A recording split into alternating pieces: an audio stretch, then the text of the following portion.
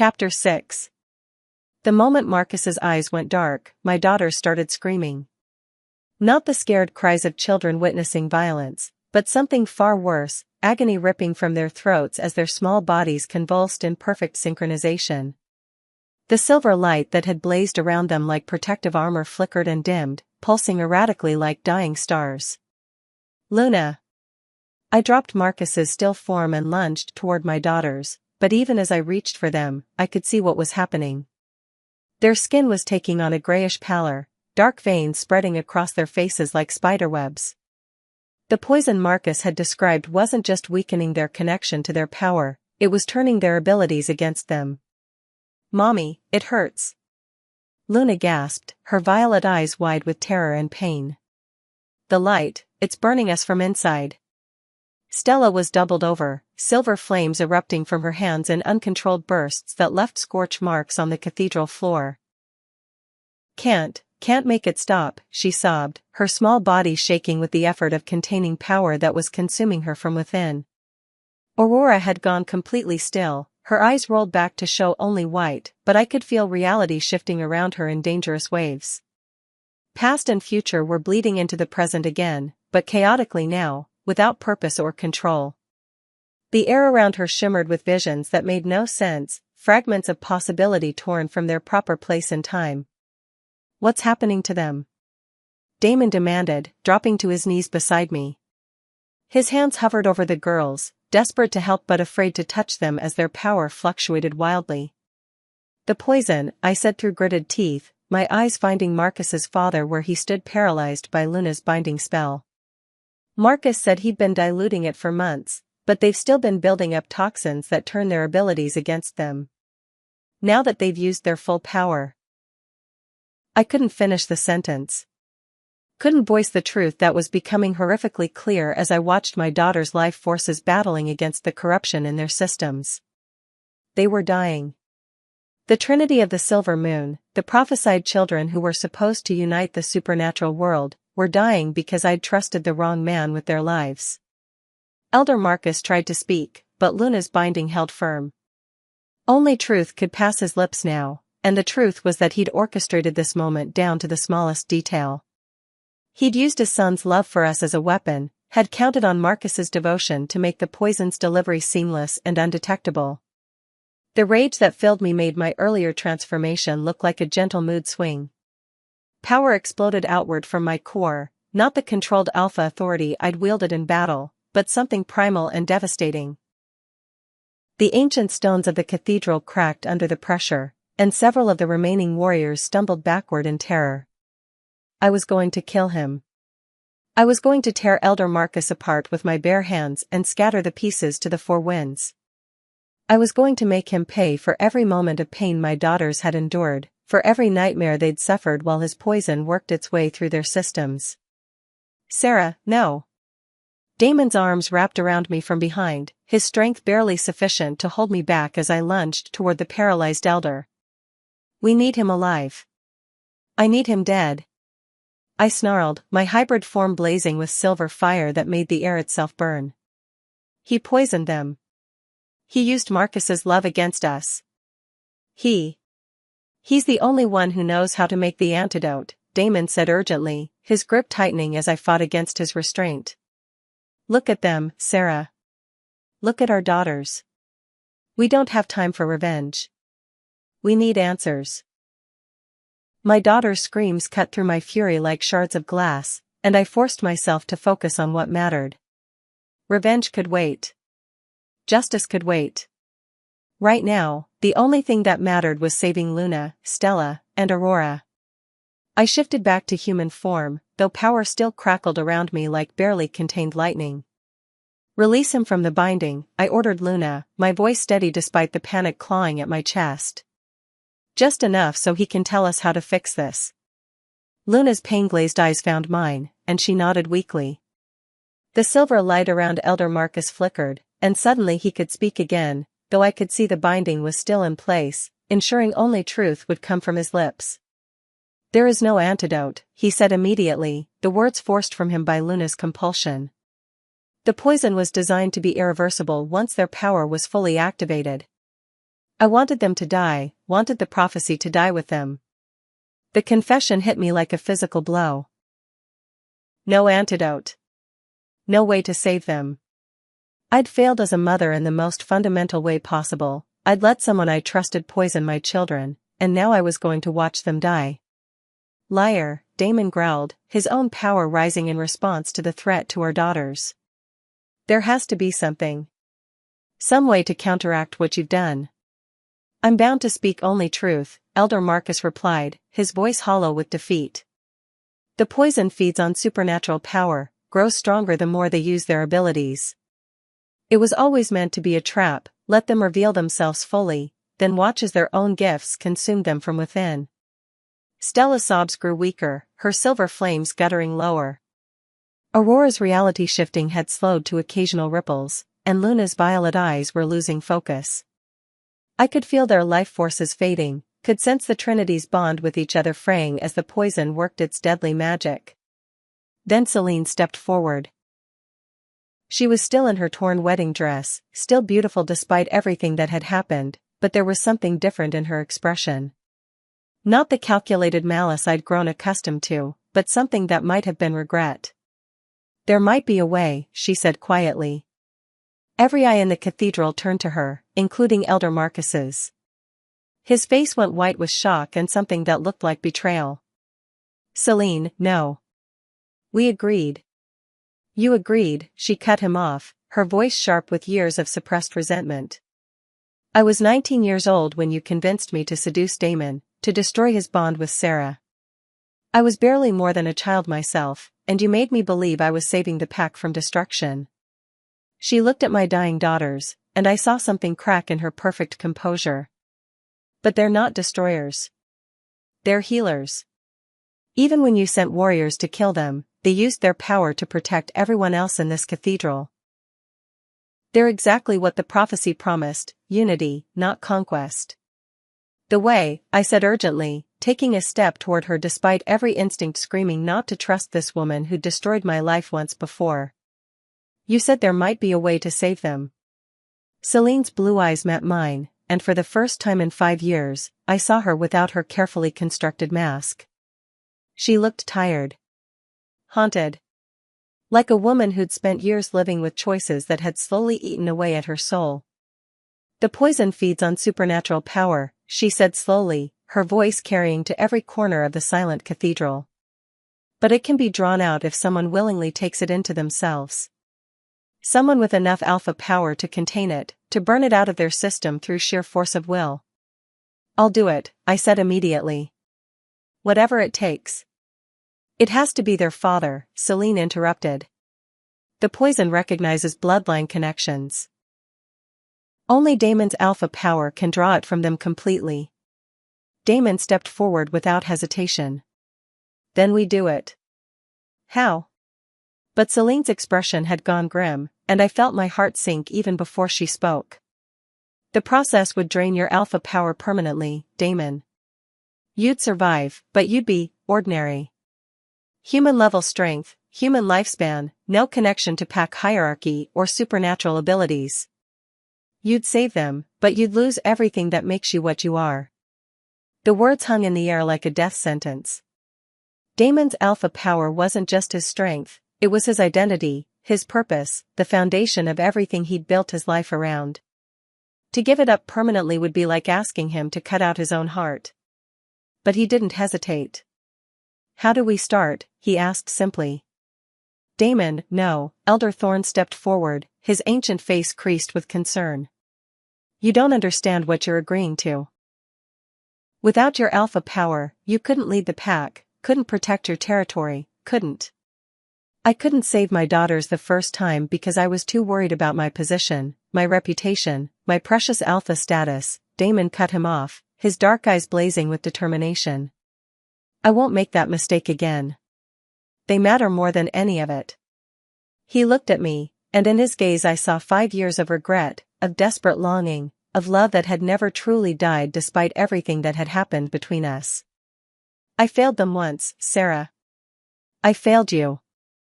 I won't fail them again. The mate bond between us flared so brightly it nearly brought me to my knees. This was the man I'd fallen in love with, not the alpha obsessed with status and tradition, but the one who would sacrifice everything for his family. The one who'd been buried under years of societal expectations and political maneuvering, but had never truly disappeared. The ritual requires both parents, Celine continued, her voice growing stronger as she embraced what might have been the first truly selfless decision of her adult life. Sarah's Luna Queen power and Damon's alpha strength, working together to draw the poison into him and burn it away. But what? I demanded. But it might kill him, she admitted.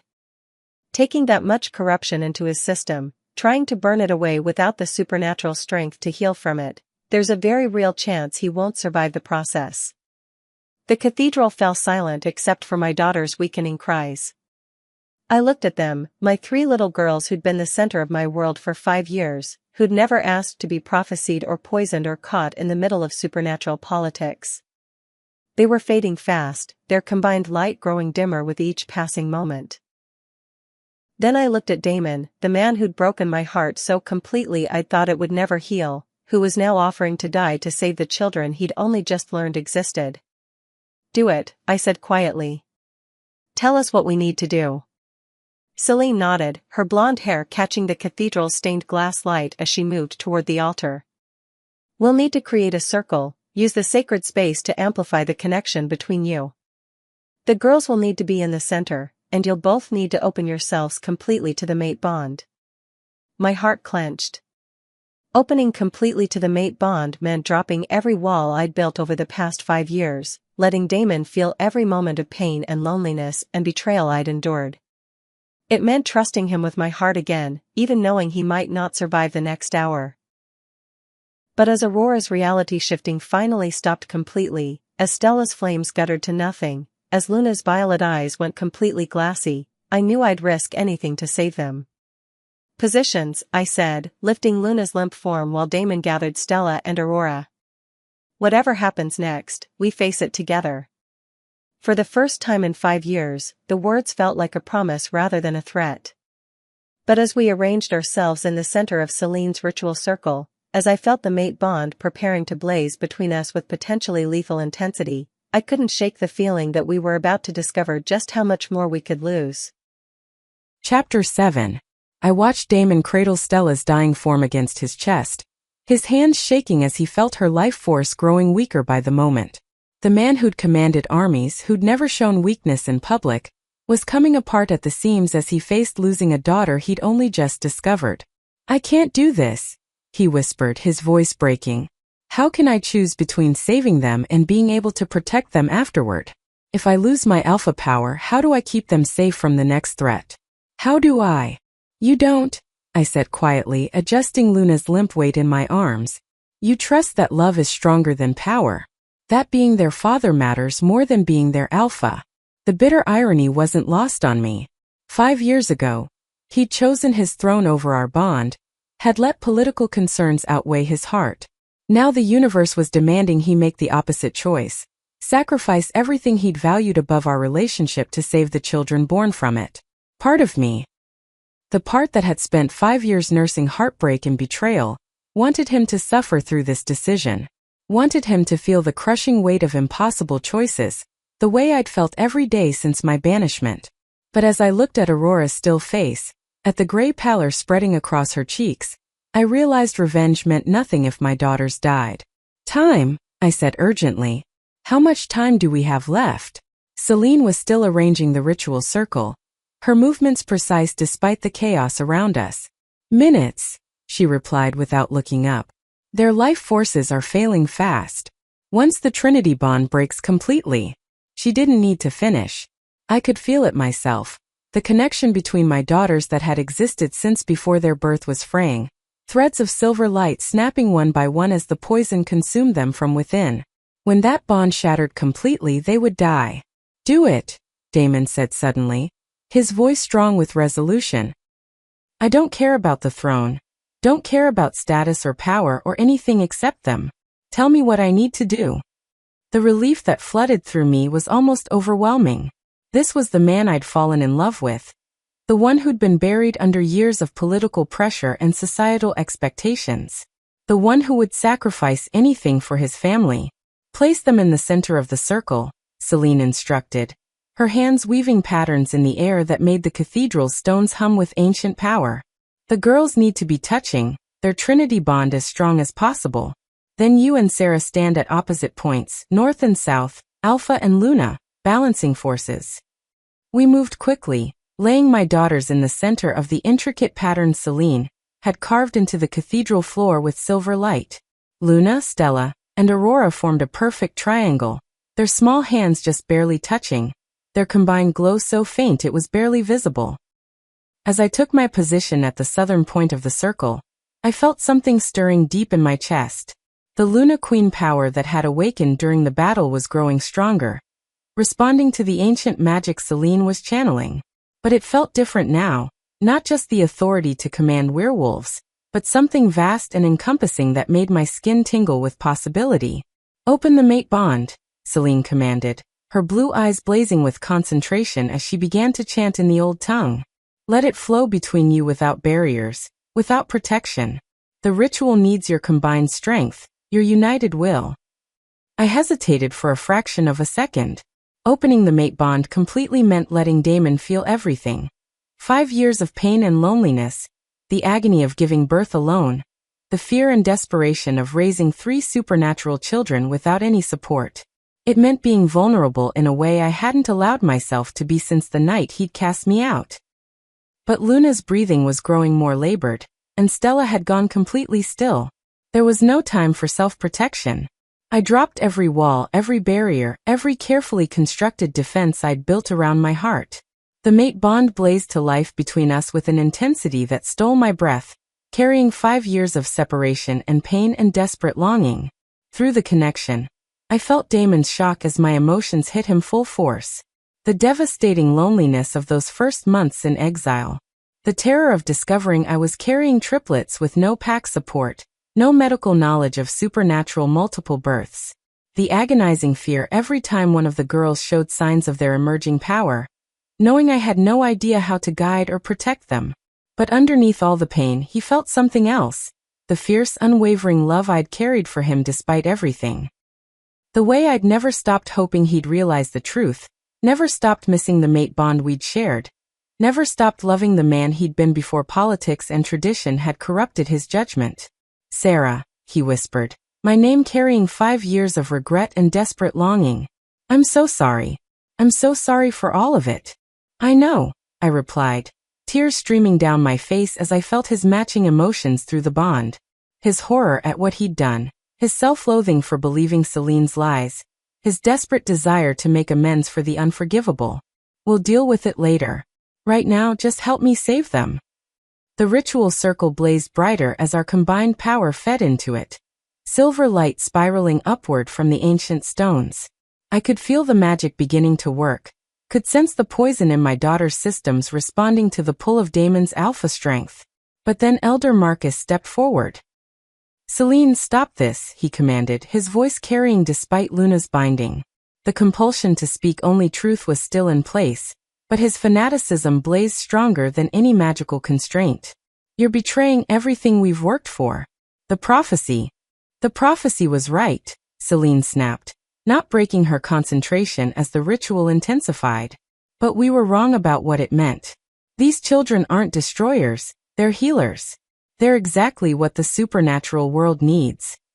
They're abominations that will end pack hierarchy forever. Elder Marcus roared, lunging toward the circle.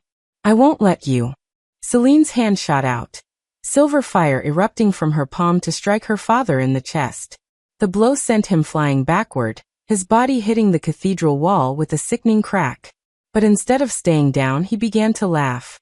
You think you've won? He gasped, blood streaming from his mouth as he struggled to his feet. You think saving these monsters will change anything?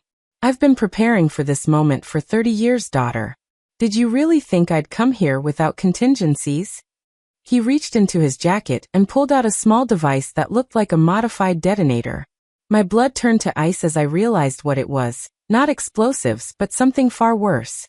Supernatural suppressant gas, he said, his thumb hovering over the trigger. Concentrated enough to kill every supernatural being in this cathedral within minutes. If I can't stop the Trinity, I'll make sure they die with everyone else. The threat hung in the air like a death sentence. He was willing to commit genocide, to murder an entire pack of innocent people, just to prevent the prophecy from being fulfilled. But Celine was already moving. No, she snarled, and something fundamental shifted in her expression. The regret and redemption I glimpsed moments before vanished, replaced by something cold and calculating that made my skin crawl. You've ruined enough lives with your fanaticism. Silver light exploded from her hands. Not the controlled ritual magic she'd been using, but raw power that made the cathedral shake. Elder Marcus screamed as her attack hit him, but instead of falling, he began to change. His body stretched and contorted, bones cracking and reforming as supernatural power flooded his system. But this wasn't a normal transformation. This was something wrong, something twisted that violated every law of nature I'd ever known. What did you do? I demanded, horror flooding through me as Elder Marcus's form continued to shift and grow. I gave him exactly what he hated most, Celine replied, her voice carrying a madness that made my blood run cold. Supernatural power. More than any werewolf has ever possessed. He wanted to destroy us? Now he can experience firsthand what it feels like to be what he despises. The thing that had been Elder Marcus let out a roar that shattered several stained glass windows. It was massive now, at least 10 feet tall, with claws like swords and eyes that blazed with corrupted silver light. But worst of all, it was still partially human, aware and intelligent and filled with the same fanatical hatred that had driven the man, now amplified by supernatural strength beyond comprehension. Celine, you've doomed us all, Elder Thorn whispered, backing away from the monstrosity she'd created. That level of force transformation, it's unstable, unsustainable. It will tear itself apart, but not before. The creature lunged toward the ritual circle, toward my dying daughters, with speed that shouldn't have been possible for something so large. I threw myself forward, my own power blazing as I shifted into my hybrid form, but I knew I wouldn't be fast enough. Then something extraordinary happened. Power erupted from deep within my core. Not just Luna Queen authority, not just alpha strength, but something vast and primal that made the cathedral's ancient stones sing with recognition. Every supernatural being in the cathedral fell to their knees as wave after wave of otherworldly energy poured from me. I wasn't just the Luna Queen, I realized with crystalline clarity. I was the Supreme Alpha, the prophesied ruler not just of werewolves, but of all supernatural beings. The power that had been growing in me for 5 years was finally awakening fully, responding to the threat against my daughters and my pack. The corrupted creature that had been Elder Marcus slammed into my power like hitting a wall of solid force. It staggered backward, confusion and terror replacing the madness in its blazing eyes as it encountered something far stronger than itself. You want to destroy the supernatural world? I said, my voice carrying to every corner of the cathedral and beyond, reaching into the hearts of every werewolf, vampire, fae, and witch within a 100-mile radius. You want to prevent unity and peace? Then face the Supreme Alpha, and learn what real power looks like. The creature roared challenge, but I could see fear beneath its rage. It had been created to destroy the Trinity, but it had never been designed to face the full power of their mother. Behind me, the ritual circle blazed brighter as Damon poured his alpha strength into saving our daughters. I could feel the poison being drawn from their small bodies, could sense their life forces growing stronger as his power pulled the corruption into himself. But I couldn't leave the circle, couldn't abandon the ritual to fight this monstrosity, even though every instinct screamed at me to protect my pack from what Celine had unleashed. Then Celine herself stepped forward, and I saw something in her expression that chilled me to the bone. She wasn't horrified by what she'd created. She was fascinated by it, enthralled by the raw power she'd managed to force into existence. Beautiful, she whispered, her blue eyes wide with manic excitement. Look at what's possible when we stop limiting ourselves. Look at what we could all become. The truth hit me like a physical blow. Celine hadn't been redeemed. Her offer to help save my daughters hadn't been motivated by guilt or moral awakening. It had been another manipulation, another step in a plan I was only now beginning to understand. She didn't want to stop the prophecy anymore. She wanted to control it. wanted to be the one who determined how the Trinity's power was used, who they became, what they accomplished. And she was willing to turn her own father into a monster to achieve it. "You're insane," I breathed, splitting my attention between the ritual that was slowly saving my daughters and the growing threat of both creatures Celine had unleashed, her transformed father and her own twisted ambition. "I'm visionary," she corrected, her hands beginning to glow with that same corrupted silver light. "The old ways are dying, Sarah. Pack hierarchy, traditional leadership, the careful balance we've maintained for centuries, it's all crumbling. But your daughters could rebuild it all. Could create a new world where supernatural beings don't have to hide, don't have to limit themselves." "Under your guidance," I said, understanding flooding through me. "Under my influence," she agreed. "They're children. They need someone to shape them, to teach them how to use their power responsibly.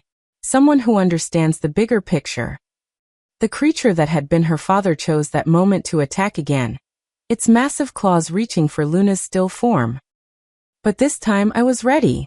Supreme Alpha power blazed from me in a focused beam of pure authority, not just commanding but fundamentally altering reality around the threat. The creature's claws stopped inches from my daughter's body, held in place by power that reached deeper than physical force.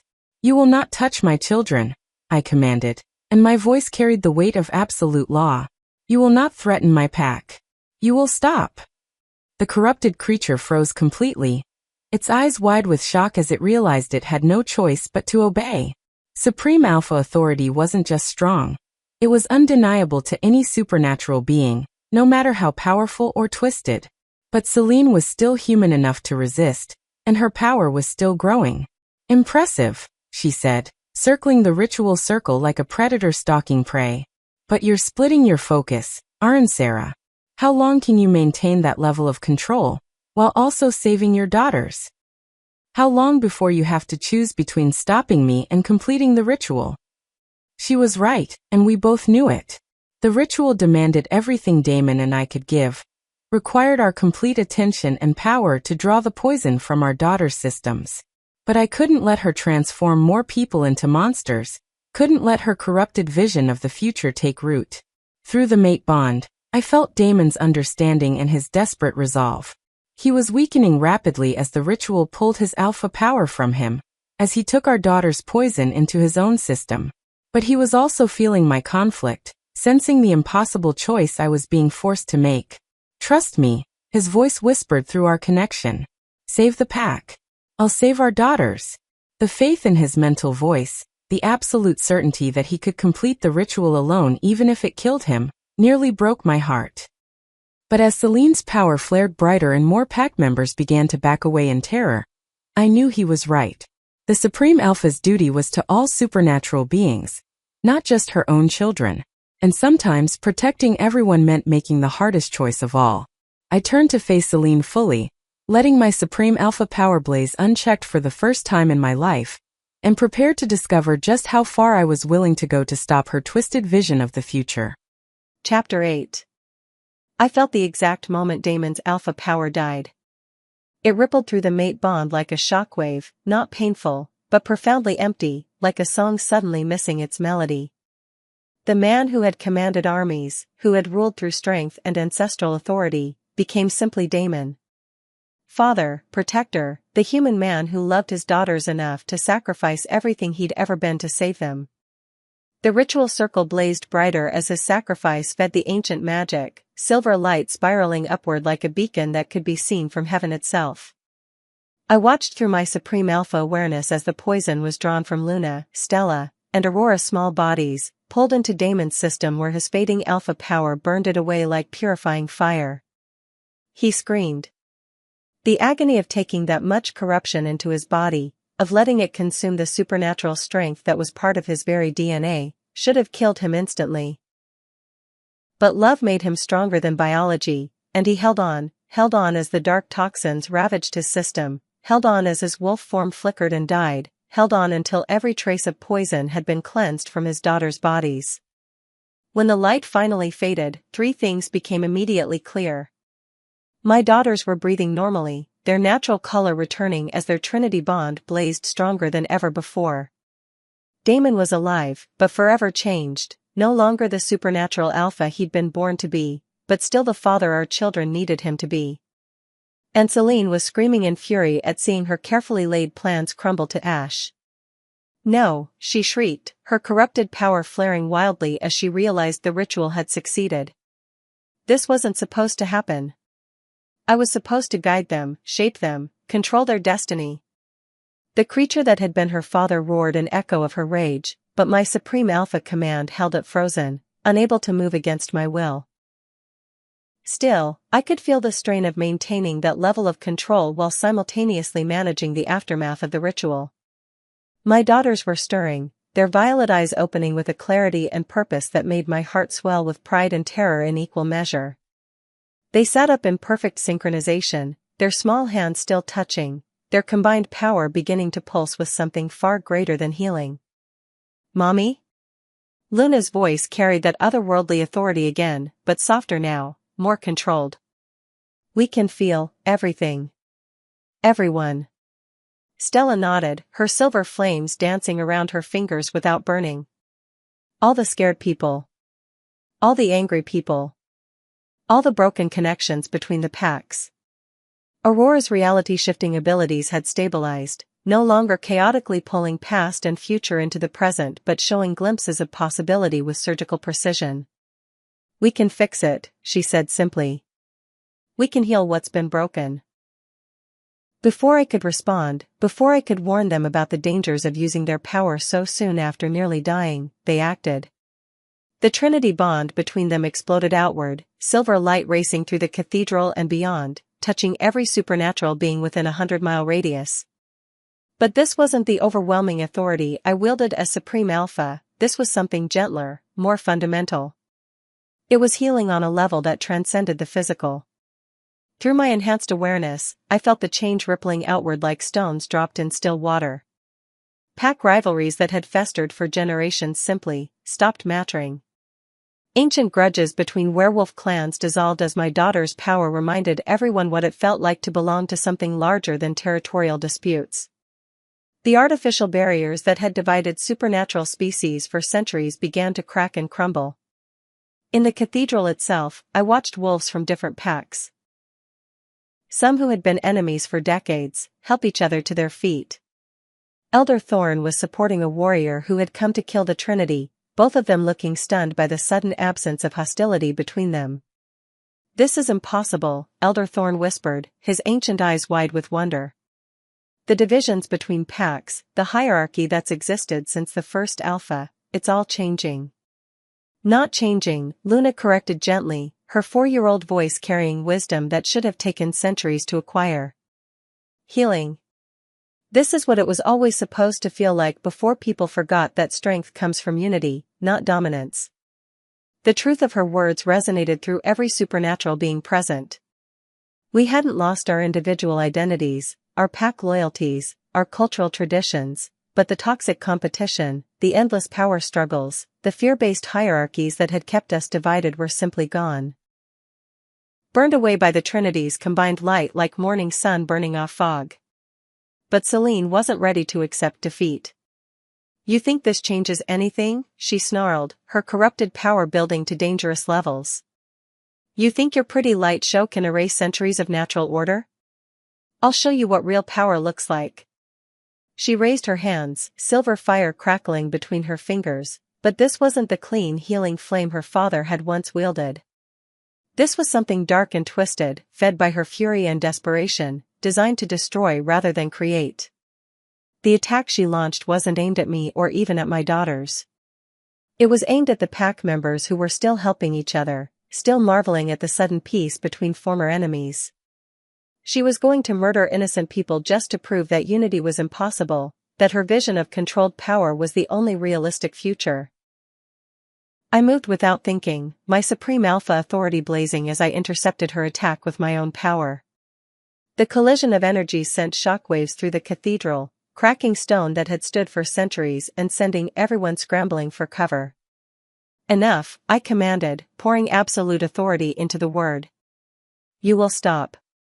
You will submit. You will." But Celine's corruption ran deeper than I'd realized. She'd been twisting supernatural power for so long that she'd become something beyond normal commands, something that could resist even supreme alpha authority through sheer malevolent will. "I will not be dismissed," she screamed, her attack intensifying. "I will not watch everything I've worked for be destroyed by children and their naive dreams of peace." The battle between us lit up the cathedral like a supernatural aurora, power clashing against power as I fought to protect my daughters and my pack from her corrupted fury. She was strong. Stronger than I'd anticipated, and her willingness to destroy everything around us made her dangerous beyond measure. But she'd made one critical mistake. She was fighting alone. Damon, despite his exhaustion and the loss of his alpha power, stepped up beside me. He couldn't contribute supernatural strength anymore, but he could offer something else: tactical knowledge, strategic thinking, the kind of leadership that didn't depend on otherworldly abilities. "Her father," he said quietly, his voice hoarse from the ritual. "She's drawing power from what she did to him. Break that connection, and she'll collapse." I followed his gaze to the creature that had been Elder Marcus, still frozen by my command but crackling with the same corrupted energy that fed Celine's attacks. The transformation she'd forced on him wasn't just punishment, it was a supernatural battery, feeding her power while slowly killing him. "Can you maintain the freeze?" I asked, not taking my eyes off Celine as she gathered energy for another devastating attack. "Not for long," I admitted. "But maybe long enough." I reached out with my supreme alpha authority, not trying to command the creature but to sever the connection between it and Celine. The process was like performing surgery with lightning, delicate work that required absolute precision while under attack. Celine realized what I was doing and doubled her efforts, her corrupted fire blazing brighter as she tried to kill me before I could cut off her power source. But my daughters chose that moment to act again. Not with overwhelming force or reality-altering power, but with something simpler and infinitely more devastating. They forgave her. The Trinity bond pulsed once, sending a wave of pure compassion toward Celine that hit her like a physical blow. It didn't try to force her to change, didn't attempt to overpower her corruption. It simply offered her the same healing they'd given everyone else. The choice of whether to accept it. For a moment, just a moment, I saw the real Celine beneath all the twisted ambition and corrupted power. The 19-year-old girl who'd been manipulated by Elder Marcus into believing she was saving the world. The woman who'd spent years living with choices that had slowly poisoned her soul. The person she might have been if fear and politics hadn't shaped her into something monstrous. She could have taken the healing. Could have let my daughter's power burn away the corruption and give her a chance at redemption. Instead, she chose to reject it with a fury that made her previous attacks look like gentle breezes. "I don't want your forgiveness," she screamed, her power exploding outward in all directions. "I don't want your healing. I want control. I want power. I want." Her words cut off abruptly as her own corrupted energy turned against her. The healing she'd rejected, the compassion she'd refused, created a feedback loop that magnified her darkness until it consumed itself. She collapsed to the cathedral floor, her power burning away like morning mist, leaving behind nothing but a broken woman in a torn wedding dress. The creature that had been her father collapsed at the same moment, the forced transformation finally failing as the connection between them severed. Elder Marcus returned to his human form, scarred and traumatized, but alive and mercifully unconscious. The cathedral fell silent except for the soft sound of my daughter's breathing and the distant echoes of the healing they'd sent rippling across the supernatural world. It was over. The immediate threat was ended, the poison cleansed, the Trinity saved. But as I looked around at the changed faces of my pack, as I felt the fundamental shift in supernatural society that my daughters had created, I realized this wasn't an ending at all. It was a beginning. "Mommy," Aurora said softly, tugging at my torn dress, "what happens now?" I knelt beside my daughters, gathering them into my arms as Damon moved to join us. His face was pale with exhaustion, marked by the permanent loss of his alpha power, but his eyes were clear and focused entirely on the family he'd almost lost. "Now," I said, looking out at the pack members who were still helping each other despite their differences, "we build something better. Over the following weeks, I established a new order. Not through conquest or intimidation, but through the same healing authority my daughters had demonstrated in the cathedral. The Supreme Alpha title wasn't meant to be a crown, it was meant to be a service, a responsibility to protect and guide rather than rule. I disbanded the rigid pack hierarchies that had kept supernatural beings divided for centuries, replacing them with councils where every voice could be heard. I opened communication between species that hadn't spoken peacefully in generations. I made it clear that power in this new world would be measured by how much you helped others, not how much you could dominate them. And through it all, Damon proved himself in ways that had nothing to do with supernatural strength. He didn't try to reclaim his position or demand recognition as my mate. Instead, he focused entirely on earning the right to be part of our daughters' lives.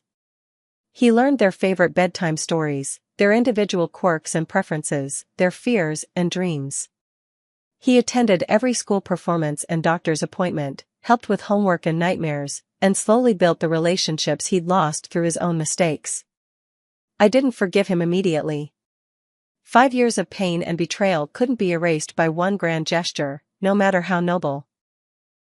But I watched him prove through daily actions that he'd learned from his failures, that he valued being a father more than being an alpha, that he was committed to earning back the trust he'd destroyed.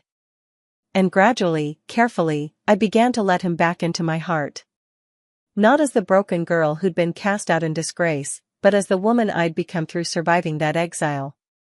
I'd needed those 5 years of struggle and growth, had needed to build my own strength and find my own identity before I could be truly equal partner to anyone. The journey from broken exile to Supreme Alpha hadn't been punishment, it had been preparation. Preparation to be strong enough to change the world my daughters would inherit, wise enough to guide them without controlling them, and confident enough to rebuild a relationship on my own terms. One evening, as we sat together watching Luna, Stella, and Aurora play in the garden behind our new home, a place that belonged to our growing family rather than any packed territory, Damon took my hand. "I know I don't deserve another chance," he said quietly. "I know I failed you in every way that mattered. But if you'll let me, I'd like to spend the rest of my life proving that I've learned from those mistakes." I studied his face, seeing not the arrogant alpha who'd once ruled through birthright, but the man who'd sacrificed everything for his daughters without hesitation. The man who'd spent months earning their trust without asking for recognition or reward. "I'm not the same person you cast out," I warned him. "I'm not going to be the submissive mate who defers to your judgment. I'm the Supreme Alpha now, and that comes with responsibilities you might not understand." "I know," he said simply. "And I'm not the same person who made those terrible choices. I'm not asking you to go back to what we were, I'm asking for the chance to build something new. Something better. Something worthy of the incredible woman you've become." Through the window, our daughter's laughter rang like silver bells, and I felt the future spreading out before us, not predetermined by prophecy, but shaped by choice. My choice. Our choice. The choice to forgive without forgetting, to rebuild without repeating past mistakes, to create a love story worthy of the new world we were building together. But even as hope began to bloom in my chest, a shadow fell across the garden. Celine stood at the edge of our property, no longer glowing with corrupted power but somehow more dangerous for her apparent helplessness. She looked broken, defeated, stripped of everything that had once made her formidable. When she spoke, her voice carried easily across the distance between us, though she made no move to come closer. "You think this is over," she called, her words meant for me alone. "You think your pretty new world order will last. But there are others, Sarah. Others who see what your daughters represent, what they could become. The vampire courts are already mobilizing. The Fae are whispering in their ancient councils. And things far older and darker than any of us have begun to stir." My blood turned to ice at her words, but I kept my expression calm as I moved to stand between her and my daughters. "This victory," Celine continued, her broken smile visible even at this distance, "is just the beginning. They're coming for the Trinity, Sarah. And next time, you won't be able to heal your way out of the darkness they'll bring." She turned and walked away, disappearing into the forest without another word, leaving behind only the echo of her warning and the terrible certainty that she was right. I watched my daughters playing in the garden, 3 little girls who'd already changed the world simply by existing, and felt the weight of the future settling on my shoulders like a mantle made of starlight and shadow. The trinity of the silver moon had risen. The supreme alpha had claimed her throne. The supernatural world had been healed of centuries of division and hatred. But this was only the first chapter of their story. And I would be ready for whatever came next. Epilogue, 5 years later. The sound of children's laughter drifted through the open windows of our kitchen as I stood at the counter, watching Damon attempt to flip pancakes while 3 9-year-old girls helped by adding increasingly creative ingredients to the batter. "Dad, chocolate chips don't go with blueberries," Stella informed him seriously, her silver flames dancing around her fingertips as she sorted berries with supernatural precision. "Says who?" Damon challenged, grinning as he caught a perfectly flipped pancake in the pan. 5 years of practice had made him surprisingly skilled at domestic tasks, though he still approached cooking with the same tactical intensity he'd once brought to pack warfare. "Says the laws of flavor harmony," Luna replied primly, consulting a cookbook that was floating beside her at eye level, held aloft by gentle silver light. "According to page 47, complementary fruit combinations require." "According to the trinity of breakfast," Aurora interrupted with a giggle, "everything tastes better when we make it together." And suddenly the kitchen was filled with that familiar silver glow as my daughters unconsciously combined their powers, Luna's ancient wisdom guiding the recipe, Stella's truth-revealing flames ensuring perfect cooking temperatures, and Aurora's reality-shifting creating the most delicious pancakes that had ever existed or ever would exist. "Girls," I said gently, not looking up from the newspaper I was pretending to read, "remember what we discussed about using power for everyday tasks?" "But Mom," Luna protested, "we're not using it for convenience. We're using it to show Dad how much we love his pancakes." My heart melted a little, the way it still did whenever I witnessed the easy affection between Damon and our daughters. It hadn't been immediate. Those first months after the cathedral had been careful and tentative, with boundaries and supervised visits and long conversations about trust and forgiveness. But gradually, naturally, they'd built something beautiful together. "In that case," I said, setting down my paper and moving to wrap my arms around Damon from behind, "I suppose breakfast magic is perfectly acceptable." He leaned back against me, solid and warm and wonderfully ordinary in his flannel shirt and jeans. No supernatural strength, no alpha authority, no political power, just a man who'd found his true calling as a father and was discovering that being human didn't make him any less extraordinary. "Good morning, Supreme Alpha," he murmured, tilting his head so I could press a kiss to his temple. "Ready for another day of ruling the supernatural world?" "Ready for another day of trying to keep our daughters from accidentally reshaping reality before their second cup of orange juice," I corrected, but I was smiling as I said it. The past 5 years had been a whirlwind of changes, both personal and global. The healing the Trinity had sent rippling across the supernatural world that day in the cathedral had fundamentally altered how our society functioned. Pack wars had ended not through conquest but through the simple recognition that we were all part of something larger. The rigid hierarchies that had kept werewolves, vampires, fae, and other supernatural beings separate had dissolved in favor of cooperative councils where every voice mattered. It hadn't been without challenges. Change never was. There had been holdouts who resented the new order, traditionalists who mourned the loss of the old ways, and yes, external threats exactly as Celine had warned. But each challenge had only made us stronger, more united, more committed to the world we were building together. And through it all, our daughters had remained simply children, extraordinary children with world-changing abilities, but children nonetheless who needed bedtime stories and help with homework and reminders to brush their teeth. "Speaking of reshaping reality," Damon said, nodding toward the window where we could see the rest of our rather unconventional extended family gathering for our traditional Sunday brunch. Elder Thorne was setting up tables in the garden with the help of several pack members who'd become more like family than followers over the years. Marcus, the younger Marcus, whose sacrifice had saved us all, was there too, scarred but alive and serving as my chief advisor in the new supernatural council. His father, Elder Marcus, worked quietly beside him, transformed by Luna's binding into someone who genuinely wanted to help rather than harm. Even Celine was there, sitting on a blanket under the oak tree with a group of children from various supernatural families. Her power was gone forever, burned away by her own corruption, but she'd found purpose in teaching the youngest members of our community about the old ways, not to perpetuate them, but to help everyone understand how we'd grown beyond them. It had taken 3 years before I'd been able to invite her to our home without feeling the urge to post armed guards. But forgiveness, I'd learned, wasn't a destination, it was a practice, something you chose to do every day until it became as natural as breathing. "Aunt Celine," Aurora called, waving from the kitchen window. "Come help us with the pancakes. Dad's trying to make them too perfect, and Luna says perfect isn't the same as good." "Perfect is an illusion," Celine called back, but she was smiling as she said it, the first genuine smile I'd seen from her in all the years I'd known her.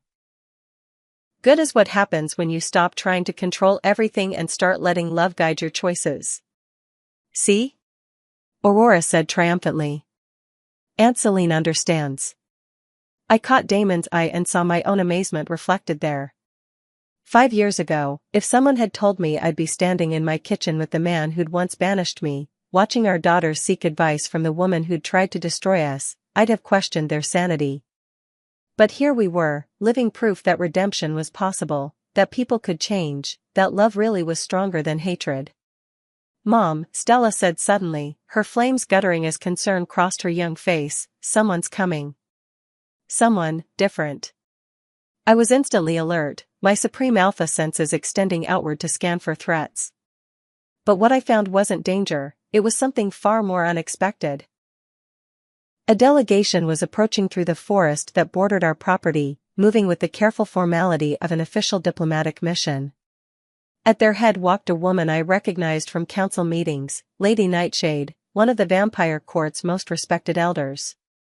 Beside her strode a man whose pointed ears and otherworldly beauty marked him as high fae nobility. "Diplomatic visit," I murmured to Damon, who was already moving to position himself protectively near our daughters. Old habits died hard, even when there was no alpha strength to back them up. "On a Sunday morning?" he asked skeptically. "Supernatural politics don't observe human schedules," I replied, but I was already walking toward the front door. "Girls, why don't you help your father finish breakfast? I'll handle our unexpected guests." But Luna was already shaking her head, her violet eyes distant with the weight of ancient knowledge. "We need to go with you, Mom. This is about us." Stella nodded, her flames dancing with anticipation rather than fear. "They're bringing news. Big news." Aurora's reality-shifting abilities flickered around her like heat shimmer. "Good news," she said firmly. "I can see the celebration. Lots of celebration." Despite my instinctive desire to protect them from whatever political complications were approaching our door, I'd learned to trust my daughter's supernatural instincts. They'd been right about everything else, their power, their purpose, their ability to heal rather than harm. "Together then," I said, extending my hands to Luna and Stella while Aurora took her father's hand. "Whatever it is, we face it as a family." We walked out into the garden where Lady Nightshade and her companion were waiting with the kind of patient dignity that came from centuries of existence. The vampire elder bowed formally when she saw us, followed by her fae counterpart. "Supreme Alpha," Lady Nightshade said, her voice carrying the musical quality that marked her as one of the old bloodlines. "Forgive the intrusion, but we bring news that could not wait for official channels." "What kind of news?" I asked, though I kept my tone friendly.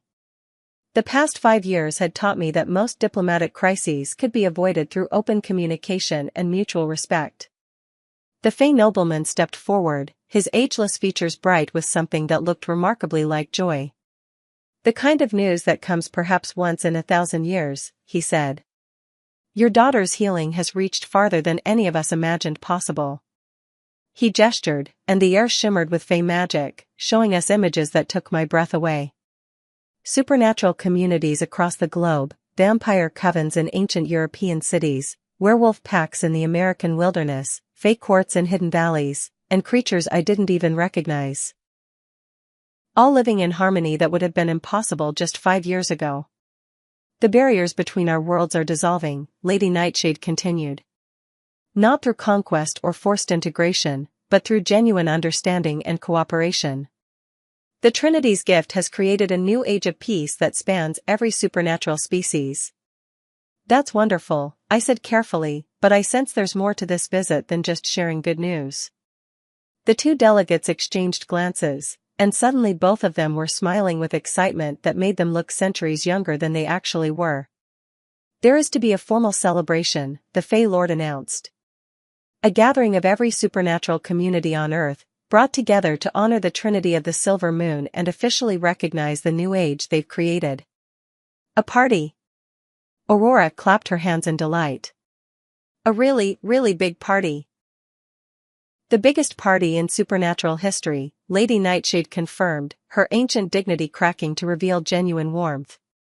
Representatives from every species, every bloodline, every corner of our hidden world, all coming together to celebrate what your daughters have given us. Luna looked thoughtful. When? 6 months hence, at the autumn equinox, the Fey Lord replied. It will take that long to coordinate such a gathering, to ensure safe passage for species that have been enemies for millennia. Stella's flames danced brighter. Will there be music? And dancing? And cake? Mountains of cake, Lady Nightshade assured her solemnly.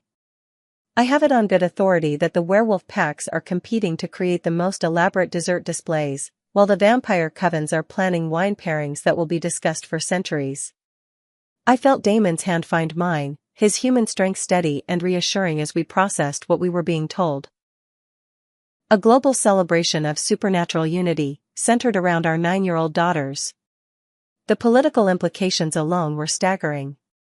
But as I looked at Luna, Stella, and Aurora, at their bright faces and excited chatter about cake and music, I realized that wasn't what mattered.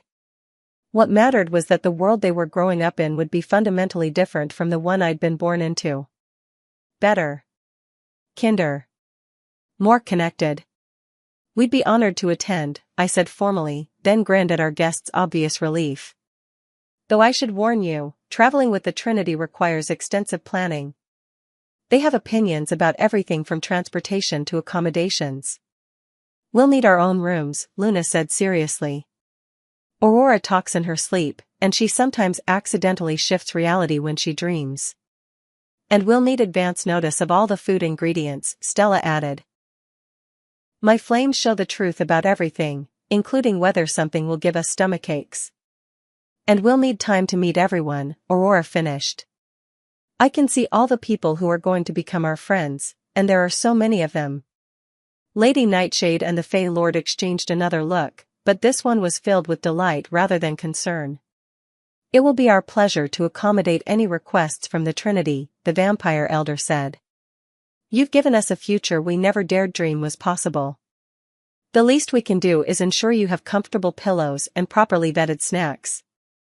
As our guests departed with promises to send detailed plans and coordination schedules, I found myself standing in our garden surrounded by the sound of supernatural beings from different species and backgrounds laughing together, sharing food, and celebrating the simple joy of connection. Overwhelmed? Damon asked quietly, wrapping his arms around me from behind. Grateful, I corrected, leaning back against his chest as I watched our daughters explain the finer points of pancake making to Elder Thorne, who was listening with the same serious attention he'd once reserved for pack warfare strategy. 5 years ago, I thought my life was over. I thought I'd lost everything that mattered. And now?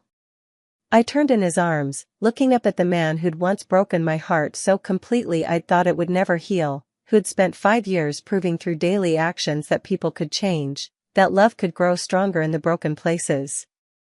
Now I know that sometimes losing everything is the only way to discover what you're really meant to have, I said, rising on my toes to press a kiss to his lips. I love you, Damon Blackthorne. Not the alpha you used to be, but the man you chose to become. I love you too, Sarah Blackthorne, he replied, and my heart still skipped a beat when he used my married name. We'd had a quiet ceremony the year before, witnessed by our daughters and closest friends, with vows that spoke of second chances and choosing each other every day. Both the woman you always were and the supreme alpha you grew into. Group hug. Aurora called out, apparently having overheard our conversation with the supernatural hearing that all our daughters had inherited. Family group hug. Luna and Stella immediately abandoned their cooking lessons to race over and wrap their arms around us, their combined warmth and silver light creating a perfect bubble of belonging that encompassed our little family. I have a confession, Luna said solemnly as we held each other close. I used my ancient sight to peek at the celebration planning. Luna, I said in my best mom voice, though I was fighting a smile. We've talked about using your abilities to spy on people. It wasn't spying, she protested. It was advance reconnaissance.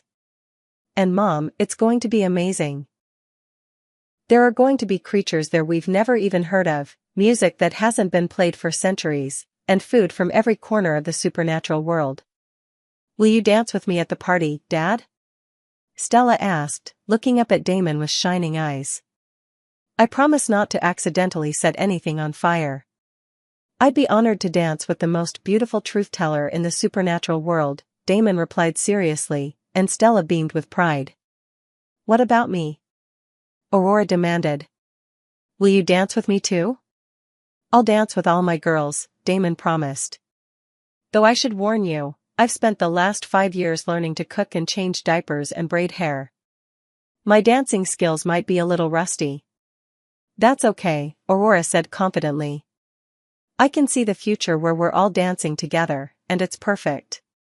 Not because the dancing is perfect, but because we're together.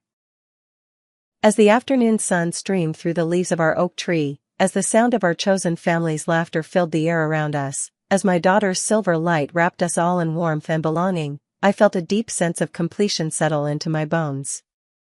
This was what I'd been fighting for during those desperate early days of exile. Not revenge, not vindication, not even justice, though all of those had played their parts. I'd been fighting for this moment, this feeling, this future where my daughters could grow up surrounded by love and acceptance and the unshakable knowledge that they were valued for who they were, not what they could do for others.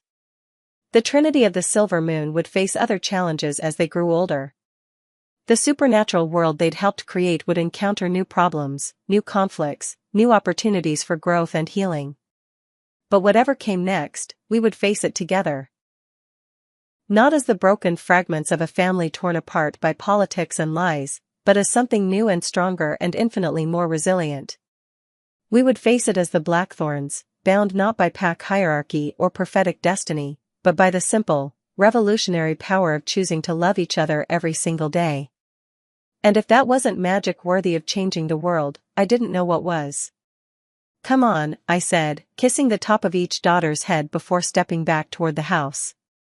Those pancakes aren't going to eat themselves, and we have a celebration to start planning. The best celebration in supernatural history, Luna declared. With the most perfect imperfect pancakes ever made, Stella added. And all our favorite people there to share it, Aurora finished.